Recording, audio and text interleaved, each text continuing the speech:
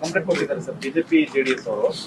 ಈ SRI ಪ್ರಕ್ರಿಯೆ ಸರಿಯಾಗಿಲ್ಲ, ಕರ್ನಾಟಕದಲ್ಲಿ ಹೊಸದಾಗಿ ಮಾಡಬೇಕು. ಇಲ್ಲ ಸರ್, ನೋಡಿ ನಾವು ಅದೇ ಕೇಳಿರೋದಲ್ಲ. ಇವ್ರಕ್ಕಿಂತ ಮುಂಚೆನೆ ನಾನೇ ಖುದ್ದಾಗಿ ಡೆಲ್ಲಿಗೆ ಹೋಗಿ ಚುನಾವಣೆ ಆಯೋಗಕ್ಕೆ ಸಮಯ ಕೇಳಿದ್ದೆ, ಕೊಟ್ಟಿಲ್ಲ. ಅದಾದಮೇಲೆ ಅಧಿಕೃತವಾಗಿ ನಾವು ನಮ್ಮ ರೀಜನಲ್ ಕಮಿಷನರ್ ಹತ್ರ ಕಳಿಸ್ಕೊಟ್ಟಿದ್ದೀವಿ, ಉತ್ತರ ಬಂದಿಲ್ಲ. ಆದರೆ ವ್ಯತ್ಯಾಸ ನೋಡಿ, BJP JDS ಅವರು ಕೇಳಿದ ತಕ್ಷಣ ಹೇಗೆ ಸ್ಪಂದಿಸ್ತಾರೆ, ನಮ್ಮ ರಾಜ್ಯ ಸರ್ಕಾರ ನೀಡಿದಂಥ ಸಲಹೆಗಳ ಬಗ್ಗೆ ಯಾವ ರೀತಿ ಸ್ಪಂದಿಸ್ತಾರೆ ಅಂತ ಇದರಲ್ಲೇ ಸ್ಪಷ್ಟವಾಗಿ ಗೊತ್ತಾಗುತ್ತೆ. ಚುನಾವಣೆ ಆಯೋಗ ಕೇಂದ್ರ ಸರ್ಕಾರದ ಕೈಗೊಂಬೆ ಆಗಿದೆ.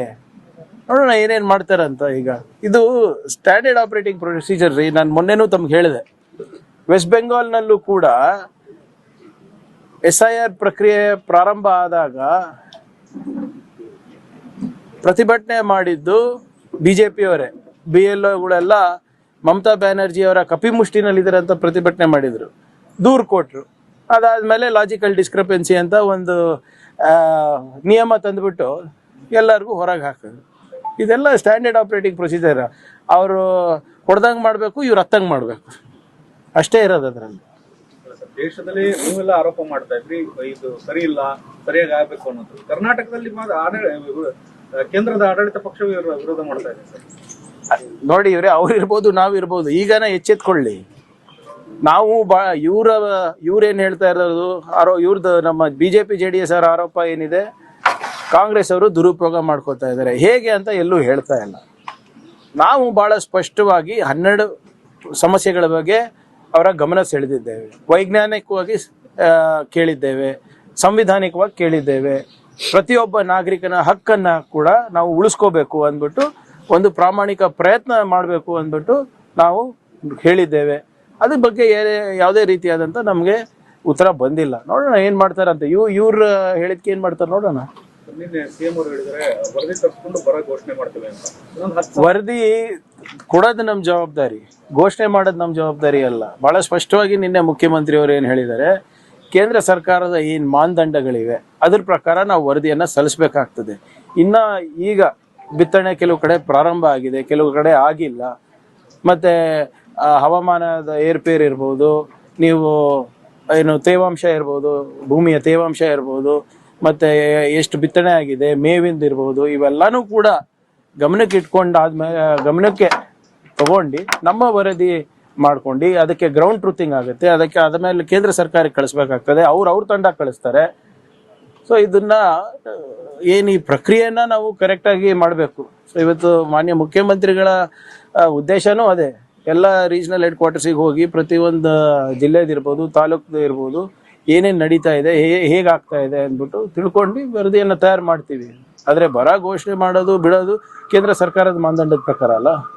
ಘೋಷಣೆನೂ ಆಗಿಲ್ಲ, ವರದಿನೂ ಇನ್ನೂ ತರಿಸ್ಕೊಂಡಿಲ್ಲ ಸರ್. ಆಗಲೇ 10,000 ಕೋಟಿ ಬೇಡಿಕೆ ನೀಡ್ತಾ ಇದ್ದಾರೆ ಹರಿಪ್ರಸಾದ್ ಅವರು. ಈಗ based on our assessment internally, ultimately ground truthing ಆಗಬೇಕಲ್ಲ. ಗ್ರೌಂಡ್ ಟ್ರೂತಿಂಗ್ ಆಗ್ಲಾರ್ದೆ ನಾವೇನು ಮಾಡ್ಲಿಕ್ಕೆ ಆಗೋದಿಲ್ಲ. ಸರ್, ಗೃಹಲಕ್ಷ್ಮಿ ಯೋಜನೆಗೆ ಕೇಂದ್ರ ಶಬಾಸ್ಗೆ ಕೊಟ್ಟಿದೆ ಸರ್. ಈ ರೀತಿ ಯೋಜನೆಗಳು ಬೇಕಾಗಿತ್ತು, ಜೊತೆಗೆ ಸಹಾಯಧನ ಹೆಚ್ಚಳ ಮಾಡಬೇಕು ಅಂತ ಹೇಳಿದೆ ನಿನ್ನೆ. ಒಳ್ಳೇದಲ್ಲ. ಈಗ ಮತ್ತು BJP ಅವರಿಗೆ ಹೇಳಿ, ಈಗ RDPRನಲ್ಲೂ ಕೂಡ ನಂಬರ್ 1 ಅಂದ್ಬಿಟ್ಟೆ ಮೋದಿಯವ್ರ ಸರ್ಟಿಫಿಕೇಟ್ ಕೊಟ್ಟಿದ್ರು. ಇವರೇ ಏನು ಕೆಲಸ ಆಗಿಲ್ಲ ಅಂತ ಹೇಳ್ತಾ ಇದ್ರು. ಜಲ್ ಜೀವನ್ನಲ್ಲಿ ನಾವು ಟಾಪ್ 3ನಲ್ಲಿ ಇದ್ದೀವಿ. ನಿಮ್ಮ ಡೆವಲ್ಯೂಷನ್ ಆಫ್ ಫಂಡ್ಸ್ನಲ್ಲಿ ನಂಬರ್ 1 ಇದ್ದೀವಿ. ತೆರಿಗೆ ಕಲೆಕ್ಷನ್ನಲ್ಲಿ RDPRನಲ್ಲಿ ನಂಬರ್ 1 ಇದ್ದೀವಿ. ಗೃಹಲಕ್ಷ್ಮಿ ಯೋಜನೆ ಇರ್ಬೋದು, ನಿಮ್ಮ ಗೃಹ ಜ್ಯೋತಿ ಯೋಜನೆ ಇರ್ಬೋದು, ಪಂಚ ಗ್ಯಾರಂಟಿಗಳಿಂದ ಒಂದು ಕುಟುಂಬಕ್ಕೆ ಆರ್ಥಿಕ ಸ್ಥಿರತೆ ಸಿಗ್ತಾ ಇದೆ, ಒಂದು ಸ್ವಾಭಿಮಾನದ ಬದುಕು ಸಿಗ್ತಾ ಇದೆ ಅಂದ್ಬಿಟ್ಟು ನಾವು ಹೇಳಿದಾಗ ಇದೇ ವಿರೋಧ ಪಕ್ಷದ ನಾಯಕರು ಬೊಬ್ಬೆ ಹೊಡ್ಕೊಂಡ್ರು ಅಸೆಂಬ್ಲಿನಲ್ಲಿ.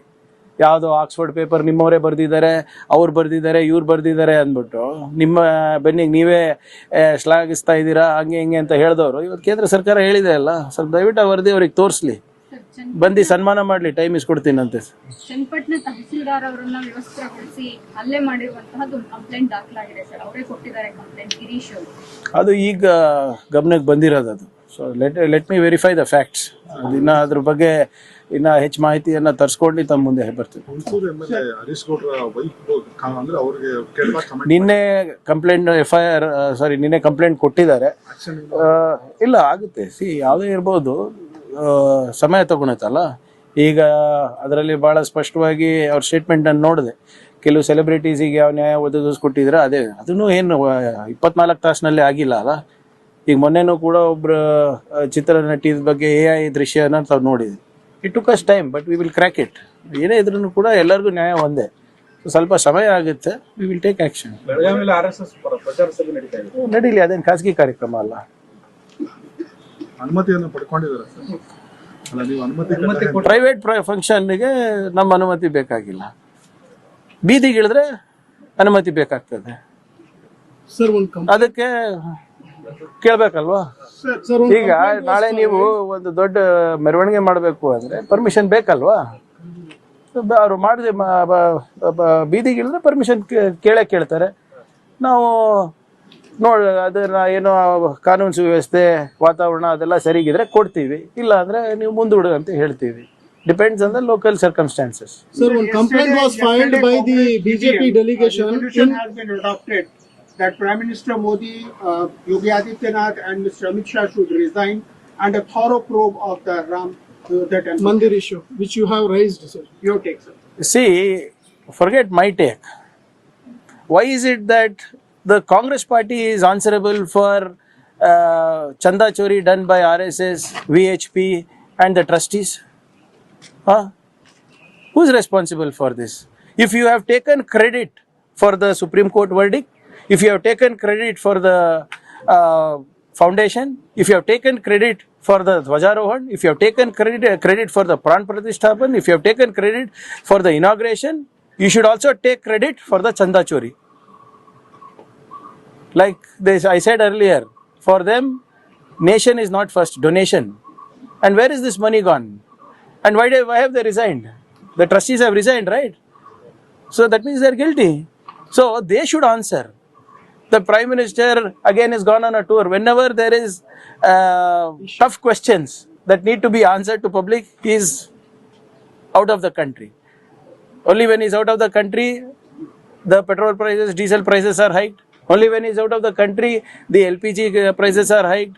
Only when a disastrous economic report comes out, the gentleman is out of the country. Even now, when people are expecting to speak, he's out of the country. When the NEET exam scandal broke out, he was out of the country. Otherwise, रोज परीक्षा पे चर्चा, चाय पे चर्चा. जब ये होता है तो चंदा पे भी चर्चा होना चाहिए ना. But Mr. Prahlad Joshi says, sir, he came to file a complaint against you, Congress, over the SAR issue. He says, a Bruhasmati, a Home Minister of Karnataka, who speaks on every issue, speaks only nonsense on Ram Mandir issue. These kind of words by a Union Minister. See, problem with Mr. Joshi thinks is that he's the only educated person. He's got a problem that I have an opinion, and I have the right opinion. He has a problem that it is factual. Let him come and discuss with me, no? Is it not a fact that he and his political mentors are unregistered fellows roaming around the streets of Karnataka? Isn't it a fact that chanda chori has happened? See, blaming me personally or being vindictive about personally will not wash away your sins. Ram के नाम पे आपने किया है. लेकिन वो trustee के कुछ लोग छोड़कर अब तक उसके ऊपर कोई बयान आया. अरे ये आपको लगता है कि SIT ठीक तरह से फंक्शन करेगा? SIT किसके हाथ में है? यूपी गवर्नमेंट के हाथ में है. गवर्नमेंट कौन चला रहा है? योगी आदित्यनाथ जी चला रहे हैं. चौकीदारी चोर निकला तो क्या रिपोर्ट ठीक से आएगा? हमको दीजिए, कार्रवाई करके दिखाएंगे. लेकिन प्रहलाद जोशी कहते हैं कि आप बड़े चोर है कांग्रेस, इसीलिए. अरे तो अंदर डालो ना. अरे कांग्रेस के जैसे स्कैम नहीं होने. केंद्र सरकार में कौन है भाई? अभी अमित शाह जी है ना. सरदार पटेल साहब के बाद सबसे बेहतरीन, सबसे स्ट्रांग होम मिनिस्टर है ना. तो जेल में डालने को बोलिए मुझको. क्यों डर रहे हैं? अगर मैंने कुछ गलत किया है तो जेल में डालिए, मुझको डालिए, मेरे पार्टी लोगों को डालिए, सबको डालिए. सिर्फ आके बात करना नहीं, कुछ करके भी दिखाइए. 12 साल हो गए, लोगों को अच्छे दिन का पिक्चर दिखा दिखा के अभी लोग भी थक गए हैं. Sir, do you think BJP government in BJP? ಆರೋಪ ಮಾಡಿದ್ದಾರೆ ಸರ್. ಏನು? ತೇಜಸ್ ಗೌಡ ಅನ್ನೋರ ಮನೆಗೆ ಹೋಮ್ ಮಿನಿಸ್ಟರ್ ಪೊಲೀಸ್ ಅವ್ರನ್ನ ಕಳಿಸಿ ಬೆದರಿಕೆ ಹಾಕ್ಸಿದ್ದಾರೆ ಅನ್ನುವಂಥದ್ದು, ಪೊಲೀಸರನ್ನ ದುರ್ಬಳಕೆ ಮಾಡ್ಕೊಂಡಿದ್ದಾರೆ ಅಂತ ನಿನ್ನೆ ಸ್ಟೇಟ್ಮೆಂಟ್ ಕೊಟ್ಟಿದ್ದಾರೆ. ಕೊಡ್ಲಿ ಕಂಪ್ಲೇಂಟು. ಸಿ ಟಿ ರವಿ ಇರ್ಬೋದು, ಜೋಶಿ ಅವ್ರು ಇರ್ಬೋದು, ಇವರೆಲ್ಲರೂ ಯಾಕೆ ನಿಮ್ಮ ಮುಂದೆ ಬಂದು ಮಾತಾಡ್ತಾರೆ? ಕಂಪ್ಲೇಂಟ್ ಕೊಡ್ಲಿ, ಆಕ್ಷನ್ ತಗೊಂತೀನಿ ಯಾವ ಅಧಿಕಾರಿ ಹೋಗಿ ಬೆದರಿಕೆ ಕೊಟ್ಟಿದ್ದಾರೆ ಅಂತ. ನೀವೇ ಕಳಿಸಿದ್ರು. ಆಯ್ತ್ರಿ, ನಾನೇ ಕಳ್ಸಿದ್ದೀನಲ್ಲ, ಕೊಡಿ ಕಂಪ್ಲೇಂಟ್ ಕೊಡಿ, ನನ್ನ ಮೇಲೆ ಕೊಡಿ, ಪಾರದರ್ಶಕವಾಗಿ ನನ್ನ ಮೇಲೆ ನಾನು ಇನ್ವೆಸ್ಟಿಗೇಷನ್ ಮಾಡ್ಕೊಡ್ತೀನಿ. ಬೇಕಾದ್ರೆ ಅವರಿಗೂ ಸಮಿತಿನಲ್ಲಿ ಹಾಕ್ತೀನಿ ಅಂತೆ. ರಾಮ ಮಂದಿರ Sir, are you expecting? ಇಲ್ಲ, ಅವರಿಗೂ ಹಾಕ್ತೀನಿ ಸಮಿತಿನಲ್ಲಿ ಅನ್ನಲ್ಲ ನಾನು. Sir, ಬೇಕಾದ್ರೆ ಸ್ಪೆಷಲ್ ಸಮಿತಿ ಕೂಡಿಸಿ ಅವರಿಗೆ ಅಧ್ಯಕ್ಷ ಮಾಡ್ತೀನಿ. Sir. ನೋಡಿ ಮೇಡಮ್, ಯಾವ ವ್ಯಕ್ತಿ ಒಂದು ವಾಯ್ಸ್ ಸ್ಯಾಂಪಲ್ ಕೊಡ್ಲಿಕ್ಕೆ ಆಗ್ತಾ ಇಲ್ಲ, ಅವ್ರು ನನ್ನ ಮೇಲೆ ಆರೋಪ ಮಾಡ್ತಾರ? ಸುಪ್ರೀಂ ಕೋರ್ಟಿಗೆ ಹೋಗ್ಬಿಟ್ಟು ಸ್ಟೇ ತಂದಿದಾರಲ್ಲ, ವಾಯ್ಸ್ ಸ್ಯಾಂಪಲ್ ಕೊಡೋದಿಲ್ಲ ಅಂದ್ಬಿಟ್ಟು ಇವ್ರಿಗೆ ಅಂತಾರ? ಯಾವ ಪುರುಷಾರ್ಥಕ್ಕೆ ಇವ್ರು ಮಾತಾಡ್ತಾರೆ? ಕೊಡ್ಲಿ, ವಾಯ್ಸ್ ಸ್ಯಾಂಪಲ್ ಕೊಡ್ಲಿ ಫಸ್ಟ್, ಅದಾದ್ಮೇಲೆ ಮಿಕ್ಕಿದ್ ಮಾತಾಡ್ಲಿ ಅವರು. Sir, are you expecting same thing will happen in Karnataka after the allegations and the complaint by BJP to the election commission here to the center? Same thing happened, same pattern happened with the West Bengal. First BJP. See, I have been telling you, it's a standard operating of procedure of the BJP. First they will cry, they will make a noise about it, they will claim to be victims, and then the CEC will come and pacify them, cajole them, get some rule like logical discrepancy. We have asked 12 very specific questions. We have given them suggestions. How come the CEC is not responded to an official government document, a cabinet decision? This means that they are nothing but the puppets of the central government. Thank you. ಸಂಪುಟ ವಿಸ್ತರಣೆ ನಾಳೆ ಮಾತುಕತೆ ಆಗ್ಬಿಟ್ಟಿದೆ.